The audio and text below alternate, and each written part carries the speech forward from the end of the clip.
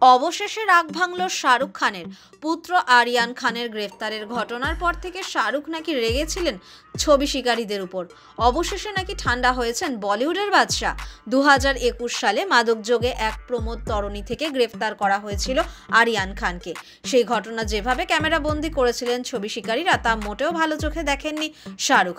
সংশোধনাগারে যেদিন ছেলের সঙ্গে দেখা করতে গিয়েছিলেন, সেদিনও ছবি শিকারীদের ভিড়ের মধ্যে পড়ে গিয়েছিলেন শাহরুখ। সরাসরি কারোর সঙ্গে দুর্ব্যবহার করতে কখনো দেখা যায়নি অভিনেতাকে, কিন্তু আরিয়ানের ঘটনার পর থেকেই ছবি শিকারীদের সঙ্গে সরাসরি কথা বলা বন্ধ বাদশাহের।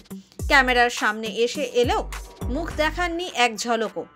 শাহরুখের মুখ ঢাকা থেকেছে, কখনো ছাতায়, কখনো আবার বড় হুডি জ্যাকেটে। অবশেষে নাকি তার রাগ ভেঙেছে। মঙ্গলবার রাতেই মুম্বাই বিমানবন্দরে ছবি শিকারীদের ক্যামেরায় অবশেষে ধরা দেন শাহরুখ। ছাতা বা হুডিতে তার মুখ ঢাকা ছিল না, খোলা মুখেই ক্যামেরার দিকে তাকান তিনি। এমনকি বিমানবন্দরে ছবি শিকারী ও অনুরাগীদের সঙ্গে কথাও বলেন তিনি।